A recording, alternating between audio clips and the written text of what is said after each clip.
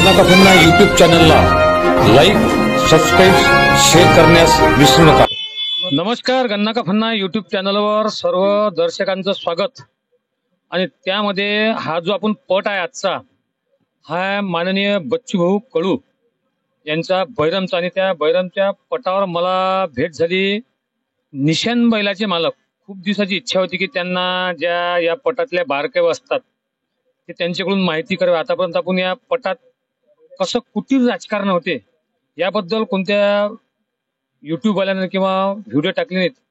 मी ते प्रयत्न करतो की या पटात कुटीलता राजकारण किती जबरदस्त भरलेलं असते।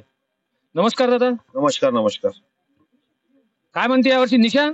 निशान चांगला आहे यावर्षी, चांगला स्पीड पकडून राहिला। साताऱ्यात खेळून आला, वाटत होतं का स्पीड कमी पडन बा, पण नाही, त्यानं स्पीड कव्हर केला।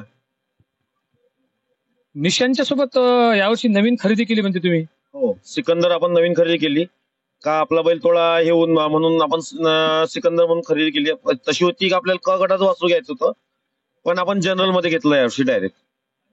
म्हणजे आता हे बैल घेताना हा डायरेक्ट जनरल गटाचा घातला तुम्ही? मग आता हा निशान सोबत सोडत असता का तुम्ही दुसऱ्या बैलासोबत सोडता? कधी घरची गाडी पण आणतो आपण आणि कधी फोडून पण आणतो। मागच्या वर्षी तुमचा क पटात बैल हा महाराष्ट्र सोबत खूप प्रसिद्ध झाला होता आणि यावर्षी जनरल मध्ये जसे तुमचे बैल गेले तसंच तुमचे जे जुगाड आहे ते अजिबात बंद झालं आणि महाराष्ट्र सोबत माऊली पळून राहिला। याचं प्रामुख्याने कारण काय? प्रामुख्यानं कारण आपला बैल गेला तर सातारा चक्री खेळायला, भरपूर बैल पळाला, नाव केलं आपलं। तिकडनं आपला बैल जेव्हा आला तेव्हा थोडा स्पीडनं आणि त्याच्या हालतनं ताकदनं थोडा कमी होता, म्हणून आपण महाराष्ट्र बैल नाही आणला। नाही, बाकींच्या मनात असं वाटू राहिलं की तुम्ही यावर्षी रावटी अलग, तुमची रावटी अलग, किंवा तुमचं काही राजकारणात काही झालं तर नसेल? नाही, तसं काही नाही, पण शंकरपटात असं असते, 1 वर्ष चांगलं असते, 2 वर्ष नंतर कुठं ना कुठं क्रॅशेस येतात, पण मित्र आमचे चांगलेच आहे। ते जसं तुमचं मित्रत्व पाहिलं मी, त्यांच्या बैलावर 1 नंबर आला तरी तुम्ही तिथे जाऊन त्यांना शुभेच्छा देता। बरं दादा, एक प्रामुख्याने तुम्हाला गोष्ट सांगतो, या पटात राजकारण होते काय? हो, मी ऐकला की या पटातला राजकारणासारखं कुठंच राजकारण होत नाही। नाही, बरोबर आहे। आपला बैल पळत असला तर कुठं ना कुठं समोरचा राजकारण करतो। बरं, जे बैल पकडणारे असतात, बॉटम मध्ये जे बैल पकडतात त्यामध्ये थोडस जर विश्वासूच लोक पाहिजेत म्हणते। समजा दुसरे लोक जर आले तर ते तिथेही म्हणजे डाव पेच त्यांचे आखतात। हो, करतात, पण आपण आतापर्यंत आपल्या विश्वासूच माणसाजवळ बैल दिला तसा दिलाच नाही। कारण की आपला बैल कोणाहीकडे दिला तर बैल सुटतो। निशान असा बैल आहे का दोघच जण बैल सोडू शकते, एवढी त्यात जाग्यावर थांबाची ताकद आहे, तो त्रास देत नाही जुताच्या वेळेस। बरं, तुम्ही समजा न बोलावता एखादा बैल सोडायला जर दुसरा आला, तो जर तुमचा ओळखीचा असला, त्याला जर डाव काढायचा असला तर अशा वेळेस त्याला तुम्ही म्हणू शकता की नाही तू बैल पकडू नको म्हणून? हो, म्हणू शकतो, कारण की आपल्याला माहिती आहे हा आपला आज नाही उद्या डाव काढणारच आहे, तर त्याच्यामुळे आपण त्याकडे बैल देत होते, कारण की आपला सुट्टी मेकर ठरलेला राहते का हा सुट्टी करण। बरं, मी काय म्हणतो, असे कोणते कोणते डाव तो बॉटम फेस मध्ये काढू शकतो? बैल बैलावर फेकू शकतो। बैल बैलावर फेकू शकतो म्हणजे काय? जेव्हा बैल सोडतो तेव्हा बैलाचं जे तोंड राहते ते बैलाच्या इकडे सरकवलं तर तो बैलाच्या अंगावर जातो। बरं, त्या जिथं बॉटम मधून तुम्ही बैल सोडता तिथं असे कोणते डाव पेच तुमची विरोधक आखू शकतात? भरपूर गोष्टी आहे। जेव्हा बैल निघतो तेव्हा बैलावर धावतात, दोरं टाकतात, की बैल धावला तर दोरं टाकला तर बैल चिपकतो बैलाला, तर तेव्हा बाजूचा बैल बाहेर निघू शकतो, किंवा चिपकून जोडी धावली तर सेकंद नाही पकडत, असे डाव होतात। म्हणजे असे 2-3 डावासाठीच फक्त हे होते? अजून असे त्यातले बारीक बारकावे तर बाकी काही नाही, फक्त छकडीची खी काढून घेणे ते एक राहते, अजून ते सगळ्यात मोठी, ह्या गोष्टी चालतात। बरं, याच्या व्यतिरिक्त बैलाच्या समजा तुम्ही जर बैलाचा जोपासना करणार असते, त्या जोपासना करणाऱ्यावरही तुमचा विश्वास आवश्यक असते? हो, आवश्यक असतो। मग आता समजा तुम्ही हे बैल बाहेर बांधता, हे बैल बाहेर बांधल्यानंतर तुम्हाला कधी असं धाक राहते का तुम्ही अशी बैल सोडून देता का, की नाही आता बेभरोसे आहेत म्हणून का माणूस त्यावर एखादा माणूस लागतोच? नाही, बैल आपण सोडून देत नाही, कारण की रावटी म्हटलं तर कोण ना कोण रावटीत एक जण राहतोच आपण, कारण की 2 बैल असले तर 2 माणसं राहते, एक मालक, कारण की मालक थोडा बाहेर गेला तर 2 बैलावर 2 माणसं ते रावटीत राहतात, ते जात नाही बाहेर। बरं दादा, का हो, मी जास्तीत जास्त म्हैसूर बैलच या पटात पाहून राहिलो. त्याचं प्रामुख्याने कारण काय? कारण की म्हैसूर बैल पडतो भरपूर. म्हैसूर किल्लाला ते सवय भरपूर पडतो. मग बकासूर तर गावरान असल्या रे पळून राहिला. हा, तो गावरान आहे ना, तो एकटाच पडून राहिला. तो एकटाच गावरान आहे का तो पडून राहिला. बरं, ह्या पटातल्या बैलाचे याला ठेसत कोण नाही? जसं आपण वायतीच्या बैलाला ठेसतो, या बैलाला ठेसत का नाही? त्याच्यातच ताकद आहे सर्वी. बैल ठेसला तर काय तो थोडा हे होऊन जातो, ताकदनं कमी होऊन जातो, मस्ती नाही राहत बैलात. नाही ठेसला तर हा बैल मस्तीत राहतो. पूर्ण बैल पटात मस्तीतलाच पाहिजे. त्यामुळे हे करत नाही. बरं, याच्या व्यतिरिक्त समजा आपल्याला बैल लावायचा असला, आता समजा तुमच्यासोबत चिंचोलीच्या पटावर तुम्ही बैल लावला नाही, बैल आपल्या तोलीचाच असला म्हणजे लावायचा का आपल्यापेक्षा समोर चालणार असला म्हणजे लावायचा?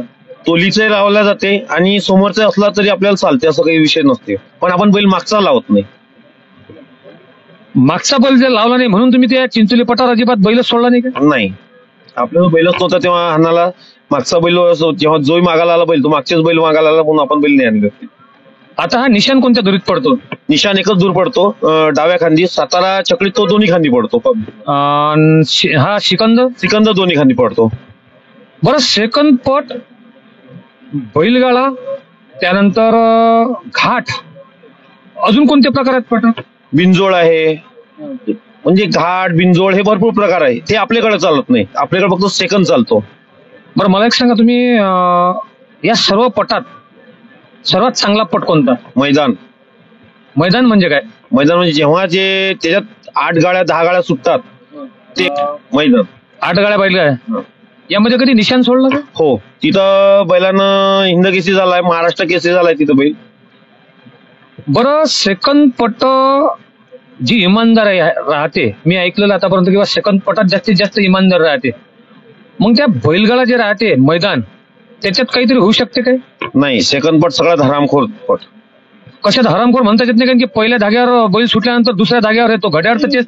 काही होऊ शकते. असं काय होऊ शकते? काही होऊ शकते, ते सांगू शकत नाही गोष्ट, पण काही होऊ शकते त्याच्यात. मला सांगा, बॉटम मध्ये बैल सोडल्यानंतर तो बैल पहिला धागा तुटते आणि तो दुसरा धागा तोडते, यामध्ये तर भ्रष्टाचार होतच नाही? होऊ शकते. म्हणजे मग हे जे घड्याळवाले आहेत हे भ्रष्टाचार करू शकतात असा तुमचा त्यांच्यावर आरोप आहे? आरोप नाही, असे घड्याळवाले काहीच आहे का ते करू शकतात, पण बाकीचे घड्याळवाले नाही करत. काही असे घड्याळवाले आहे का ते करत नाही.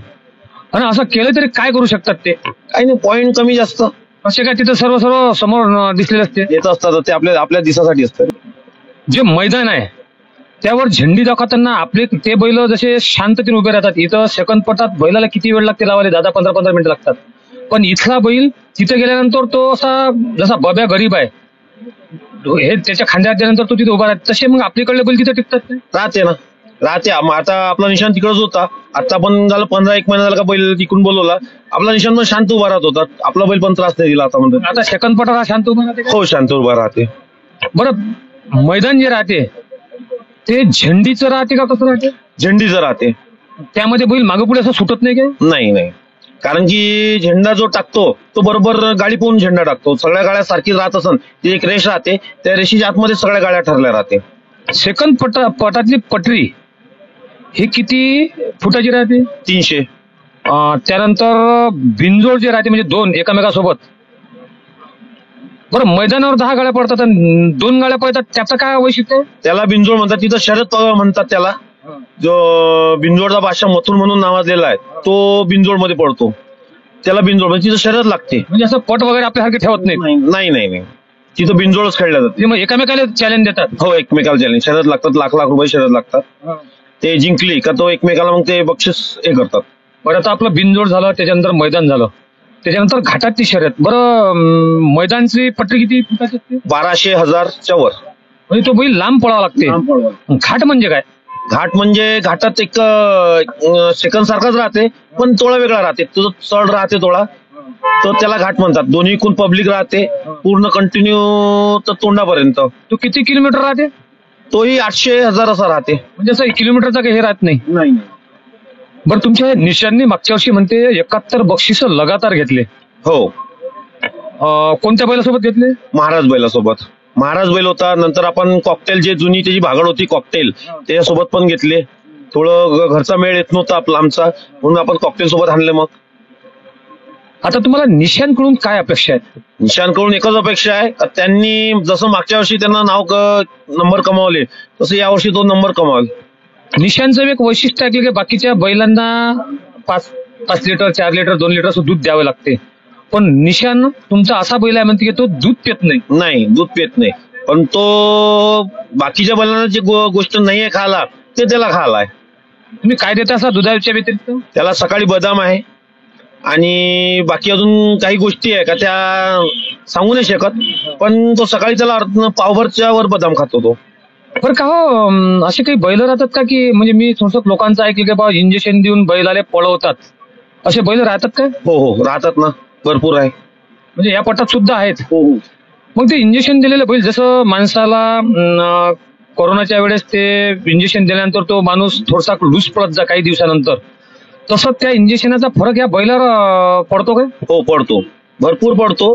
बैल त्याने बेकार होते. बैल त्याला इंजेक्शन नाही मिळालं तर ते विकाच्या दृष्टिकोनानं जास्त इंजेक्शन देतात, पळवण्याच्या हिशोबाने देतात, पण बैल बेकार होतो त्यानं. त्या इंजेक्शनचा इफेक्ट बैलाच्या कोणत्या अवयवावर होते? त्याच्या पूर्ण फुफ्फुसावर होतो. जे गोष्ट बैलाची आवश्यक आहे, फुफ्फुस झालं, त्याचं आतमधलं जे ताकद जे राहते बैलाची त्याच्यावर जास्त इफेक्ट होतो. की निशानला सुद्धा तुम्ही मागच्या वर्षी इंजेक्शन देऊन पळवलं. आपण 5 लाखाची शर्यत लावतो, तर त्यांनी म्हटलं असं आपल्याला का इंजेक्शन दिलं, त्यांना प्रूफ करून दाखवा निशानला इंजेक्शन दिलं म्हणून.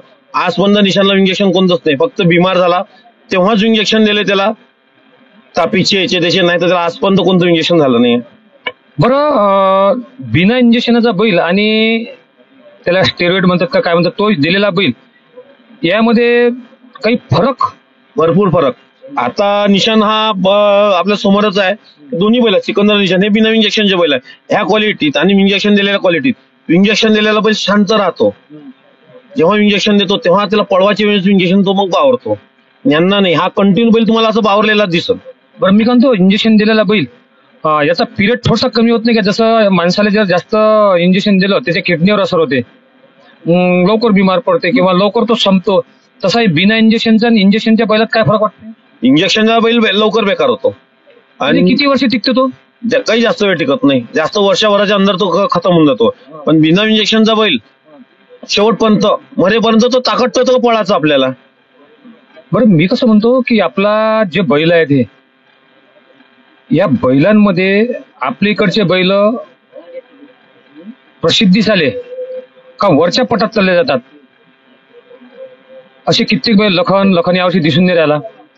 तर तुम्हाला शंकर पटातून गेलेल्या बैल तिकडे पळाल्यानंतर पैशासाठी लोक हे करतात का नावासाठी करतात? नावासाठी पण करतात, काही पैशासाठी पण धावतात. पण आपण पण तिकडे साताऱ्यात जाऊन आलेलो आहे, पण आपण पैशासाठी गेलोच नाही. निशांना तिकडे आपलं नाव भरपूर केलं, आपल्याला बैल पण भरपूर बैला मागितला होता तिकडे, पण आपल्याला द्यायचाच नव्हता. म्हणून आपण बैल पण कुसेगावचं मोठं मैदान झालं, पण आपल्याला त्या मैदानात चांगल्यानी मागणी झाली होती का बैल आम्हाला द्या, चांगल्या मोठ्या बैलाची मागणी आली, पण आपल्याला शंकरपट खेळायचा होता, त्याच्यामुळे आपण बैल इकडे बोलवला. बरं, जसं ऑलिम्पिक मध्ये जे लोक राहतात खेळणारे खेळाडू, हे खेळाडू त्यांना जर समजा डॉपिंग मध्ये ते सापडल्या जातात तर त्यांना बाद केल्या जातोय त्यांची टेस्ट घेऊन. असं काही या शंकरपटात उपयोजना बैलाला बाबा स्टेरॉइड दिलेला आहे असं ओळखून त्या बैलाला बाद करणं, यासाठी तुम्ही तुमची जी संघटना आहे याकडे काही सूचना करत ना काय? आता मी विदर्भ बैलगाडा याच्यात संघटनेत मी एक पदाधिकारी आहे. आता मला बरे वाटते, पण बैलाला इंजेक्शन देऊन ते पाप करायला नाही पाहिजे, ते पाप आहे. तुम्ही विदर्भाच्या संघटनेला तुम्ही कधी कधी त्यांना सांगत नाही की याच्यावर बंदी टाका म्हणून? हो, आता ते संघटना केली, आता त्याच्यावर आम्ही काही ना काही गोष्टी करणं चालू आहे. ते आता मीटिंग राहते, आता कोणती पट चालवून थोडी मीटिंग बंद आहे, पण पुढच्या महिन्यात एक मीटिंग आहे, 1 तारखेला ठरलेला आहे, त्यात आपण हा विषय ठेवू थोडा. हे होते विदर्भ जे बैल संघटना आहे त्यामध्ये असलेले सदस्य. विदर्भाच्या संघटनेत असल्यामुळे काही छुपे राज राहतात, त्यांच्या पोटात आहेत पण ते ओठावर त्यांनी येऊ दिले नाहीत, कारण शेवटी पदाधिकारी आहेत. काही छुप्या गोष्टी त्यांनी मनात ठेवल्या, ते ऑन कॅमेरा बोलू शकत नाहीत. भविष्यात ते नक्कीच मला या आतील गोष्टी सांगतील अशी मी त्यांच्याकडून आश्वासन घेतो. आणि आजची या शंकरपट जे बच्चू कडूचा आहे त्यावर त्यांची मुलाखत घेतली आणि त्यांनी गन्ना का फन्ना युट्यूब चॅनलला मोठं मन करून मुलाखत दिली, त्याबद्दल त्याचा धन्यवाद. धन्यवाद दादा. असंच सहकार्य गन्ना का फन्ना युट्यूब चॅनलला राहू द्या तुम्ही. धन्यवाद दादा. तुम्ही पण आम्हाला असं सहकार्य करा. आमचे बैल तुमच्या व्हिडिओ मार्फत समोर जातात आणि काही ना काही लोकांना पण माहित पडते का नाही बा बैल आपले कुठं ना कुठं चालले आपल्या इकडचे. कारण की आपल्या इकडचा बैल अमरावती जिल्ह्यातला एकच बैल आहे का तो साताऱ्यात जाऊन वापस आलेला आहे. नाहीतर इकडचे बैल तिकडे गेल्यावर कोणताच बैल वापस आलेला नाही. मी म्हटलं एक शेतकऱ्याचा पोट्टा विना मूल्य मी हे पट फिरतो, तुम्हाला माहित असेल.